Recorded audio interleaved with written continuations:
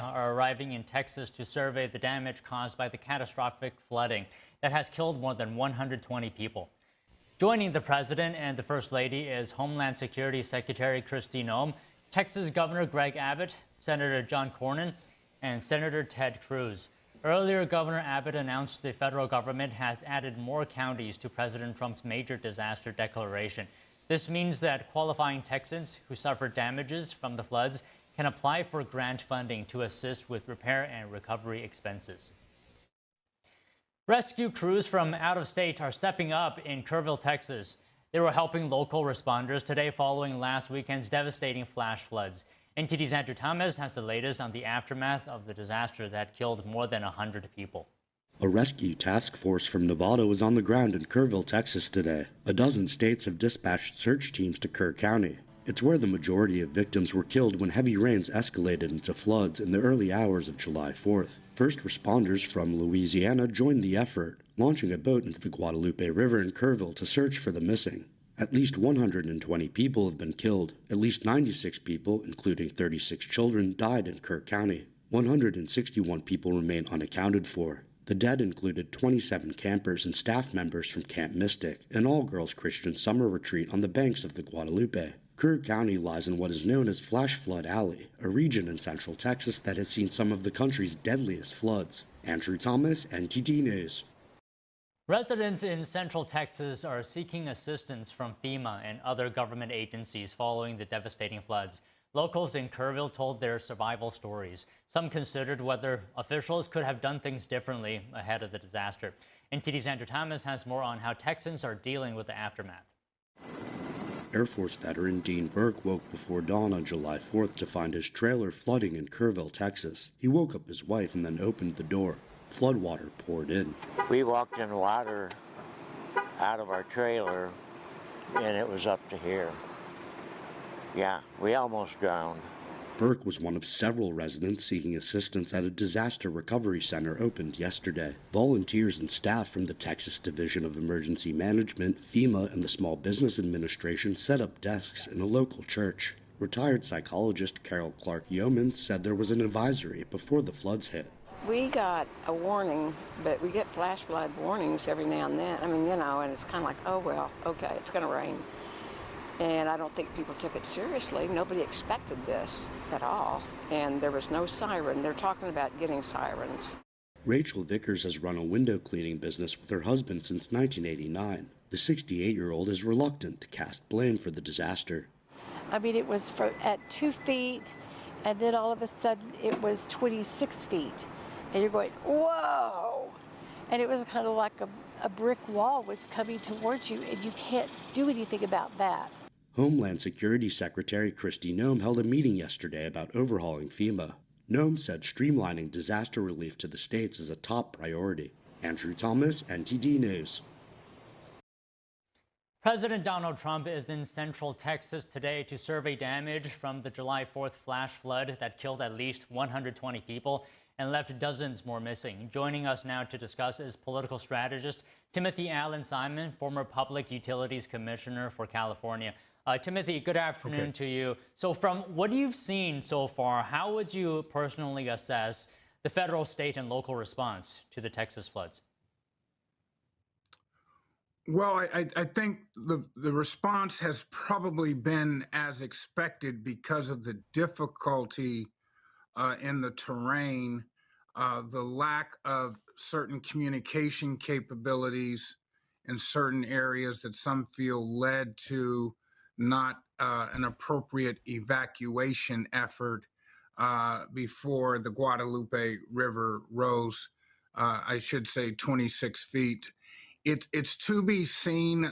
This unfortunate disaster hit at a time when the president has expressed eliminating FEMA and putting the power and resources in the states, something that many governors have objected to because of the strength of the federal purse strings and the ability of the federal government to amass resources. On the other side, there's been complaints about the red tape and bureaucracy involving FEMA aid. Some feel states can do a better job and more rapid recovery, particularly in helping families stabilize their living environments. So you mentioned FEMA, and this is amid past efforts of the Trump administration trying to scale it back. What do you make of the situation where now the Trump administration is supporting the disaster response agency, and as well, a reporter asked President Trump, and he was dodging questions on this subject?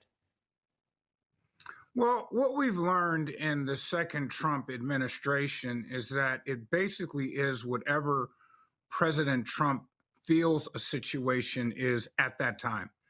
The term is used, the last one to speak to him.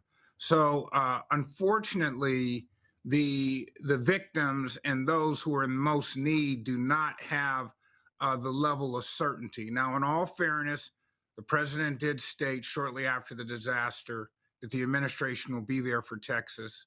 Texas has been a very strong red state for the Republican Party. This administration has in many cases politicized aid, like in the state that I'm in, California.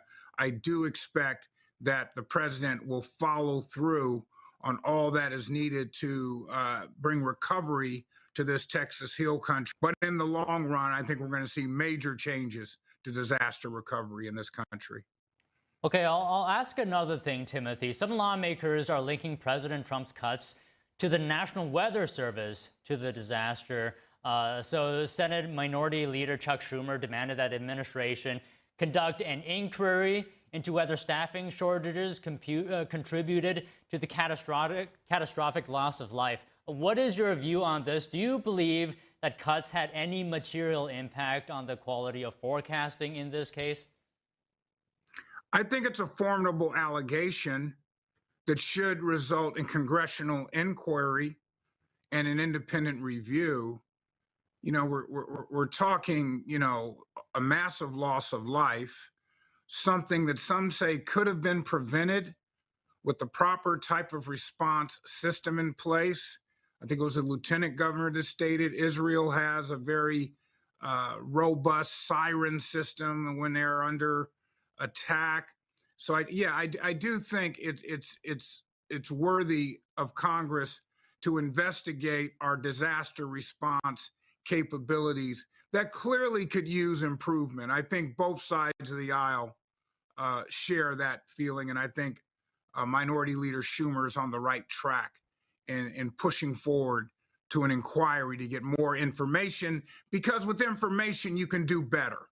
You know, knowledge is power. And that, you know, and it's sad that we have today an environment where inquiry is viewed as purely partisan and you know, the liberal left and all these types of things. No, inquiries are how you find out the information to prevent what had happened in the past. History is our best teacher.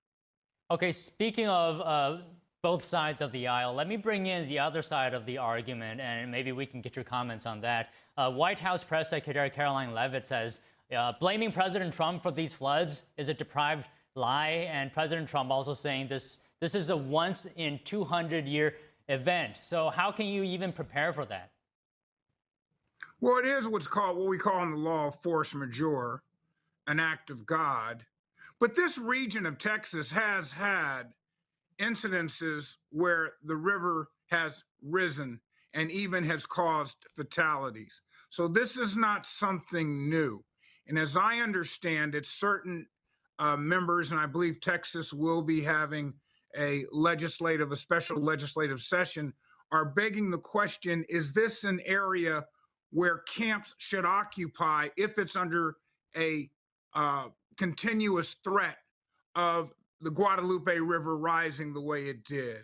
So again, for the sake of the families, let me extend my prayers and condolences to the family in the region. This is a time when both sides of the aisle should come together to try to find out the facts to make certain that we can minimize the risk associated with natural disasters, by which many feel are caused by climate change. And Timothy, I think we should address a very important question here. How do you distinguish between politicizing a tragedy and demanding accountability. Where is the line? Well, I think the line is best practices in government. And this is something that this administration has been criticized for. They've made these allegations of DEI hires. However, there have been pockets of what's been shown a certain degree of incompetence within the administration, and it's not associated with clearly with DE and I. So I think the accountability question is what government oversight is there for. Yes, it has political impacts at election time, but we should always be seeking greater accountability with our federal resources. Okay, Timothy, I'll just end with this. What lessons should lawmakers and the public as well take away from the Texas floods? To invest in safety and particularly evacuation. And that's not Texas. I can say my state of California has had its unfortunate disasters involving wildfires. We as a society have to take the impacts of what I refer to force majeure, acts of God. We have to have ready plans that we live by in order to minimize the fatalities and the damaging of families and societies as a result of natural disasters. And investing in that preparation is a good investment, even though, understandably, it doesn't happen all the time, but that time it does happen. If you've made those investments, if you've made that training, if you have those evacuation routes, which I have experience in as a result of being a former California Public Utilities Commissioner, then you minimized your risk, or you've managed your risk. And I think that's what states will walk away from with this tragic incident. Well, Timothy, it's always great to speak with you. Thank you so much. Thank you. Have a great weekend. You too. Epoch Times. Good afternoon, Darlene. Thanks for joining us here again. To start off, can you comment on the significance here of President Trump's visit to Kerr County? I think it speaks to the tragedy that we all saw unfold, the morning of July 4th. I was there on the ground afterwards and spoke with folks there, and, they had, incredible stories to tell about coming together after this disaster, to comfort each other. There were more than 100 people dead from this flood throughout the Central Texas area. In the hardest hit area of Kerrville itself, there were about 96 people that have been confirmed dead, and 36 of those are children. Many of the children were camped alongside the river at Christian camps, attending, there for the summer. That's been going on for generations there in this small town. So it was an extreme tragedy. And it was a perfect storm that happened that took the lives of all those people. And can you speak to the tone that President Trump was talking about the tragedy before leaving Washington? He called it a horrible, horrific incident. And of course it was, very much so. He has spoken out a couple times saying how much he supports, the people of Texas. He's talked about how they're going to be there to try to help them rebuild. And of course, he, has the utmost sympathy for, the people, the families of the victims that lost their lives in this tragedy. And what has locals been saying? You were there, right, about federal, state, and local response to the floods? I think that they are very appreciative. There have been people from all over the state come in to help, of course, people from out of state as well. I believe there was even one fire and rescue crew that came up from Mexico to help. So they've been very appreciative of that. They've been coming together. I was there on the ground, and I went to one of the hard-hit RV parks. It was devastating. There was really nothing left there. There were, RVs mangled and crushed up against trees. Giant cypresses were snapped in half. These trees, had to be over 100 years old. So it was incredible to see and to think about the force and the power of that flood that washed through there. And think about those, those little girls that were caught up in that. People have come together with their faith. Whenever I've asked people there, what do you need the most? They'd look me in the eye and say, pray for us. We want your prayers. We need prayers. And so their faith in God and in each other really coming together was what struck me there as something that was incredible to behold. Okay, on the topic of the response here, talk to us about the National Weather Service and its role in issuing alerts. Well, the National Weather Service, from what we can tell right now, they did issue alerts the day before on the 3rd, as they were looking at their models, they did issue, a watch for a flood watch. And then on the 4th, of course, they issued more leading up to the event that was unfolding, in the pre-dawn hours there. There's been controversy, not necessarily about that as much as just how exactly it played out on the ground. I talked to a business owner whose business was, of course, lost there along the river. He ran a kayak business. He had his own RV there, but he had a bunch of specialized kayaks and would take people down, down the Guadalupe River as part of his business. And he signed up for something called Red Alert, and it's a system where you can sign up and people along the river with businesses and homes can get alerts if there is a flood possibility or flooding happening. And he said he got one of those alerts that morning. He looked down though, and it was an hour later than what it was actually issued, the time it said it was issued. So if it was issued at 5:30, he didn't get it until 6:30. So there's a question about how the community's disaster response handled the situation. And it's something that the sheriff promised that he would, look into. They would go through it and that they would issue the report publicly and try to fix anything that went wrong. So as we all know, President Trump is visiting the area right now. I mean, what actions have President Trump taken? Well, he signed a disaster declaration, which opens up funding for, those who lived along the river and, lost their homes. So it opens that up. From what I understand, the people have said, FEMA's been on the ground there. They are helping.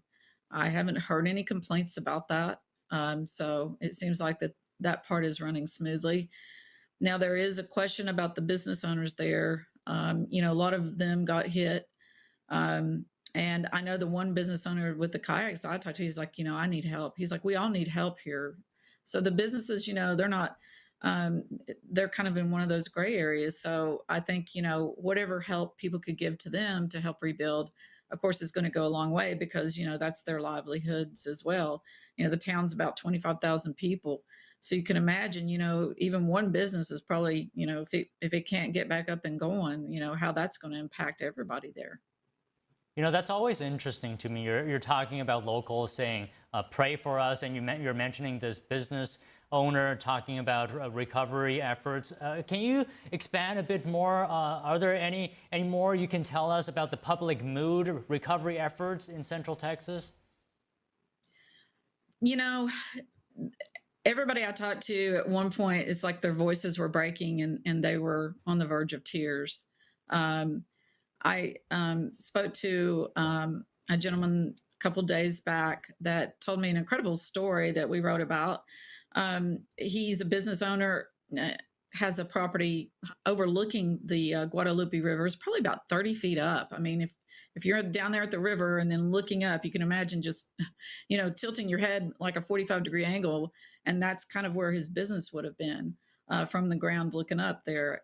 And so I went and talked with him, and he told me an incredible story about finding a guy that was that morning. He's a landscape business owner. He was up very early in the July 4th morning and heard all these sirens and all this commotion going on. He said probably around, 5 o'clock, 4:30-ish.